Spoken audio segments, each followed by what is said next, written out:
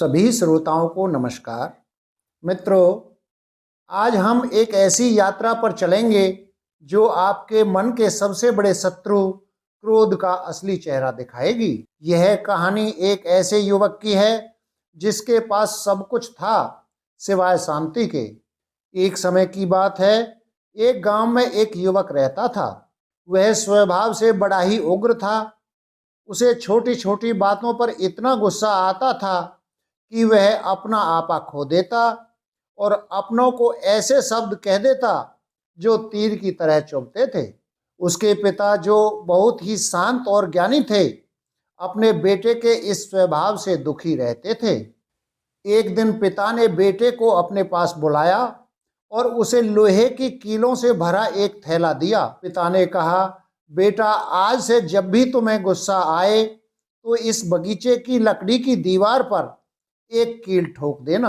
युवक को यह बात अजीब लगी, लेकिन उसने पिता की बात मान ली। पहले ही दिन उसे इतना गुस्सा आया कि उसने दीवार पर 37 कील ठोक दी। जैसे जैसे दिन बीतते गए, युवक को एहसास हुआ कि कील ठोकने के लिए बगीचे तक जाना और पूरी ताकत से हथौड़ा चलाना बहुत थकाने वाला काम है। उसे लगा कि उस कील को ठोकने से कहीं ज्यादा आसान है अपने गुस्से को काबू करना। धीरे धीरे दीवार पर ठोके जाने वाली कीलों की संख्या कम होने लगी और फिर एक दिन ऐसा आया जब युवक को पूरे दिन में एक बार भी गुस्सा नहीं आया।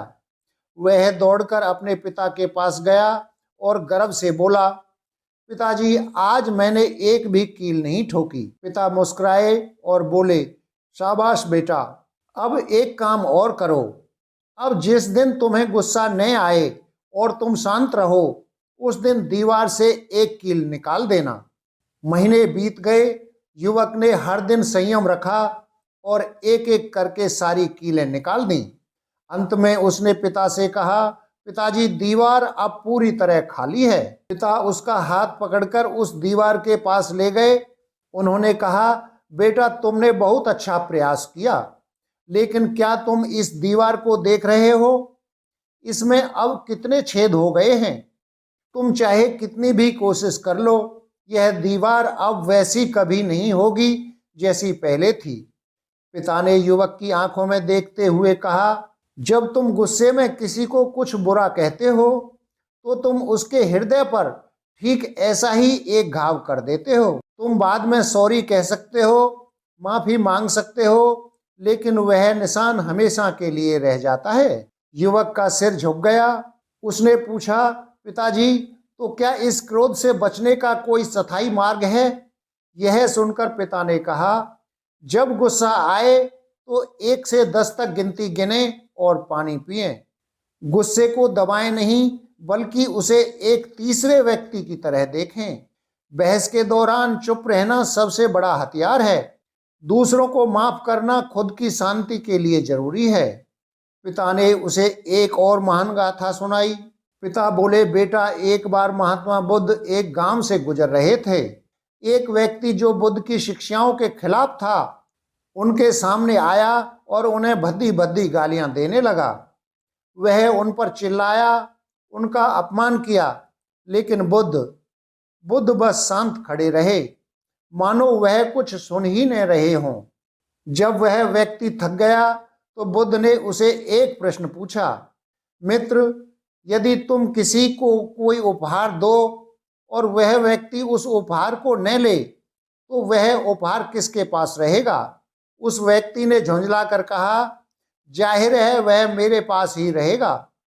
बुद्ध ने बड़ी करुणा से कहा, ठीक वैसे ही मित्र, तुमने जो गालियां और जो क्रोध मुझे दिया, मैंने उसे स्वीकार ही नहीं किया, इसलिए वह तुम्हारे पास ही रह गया।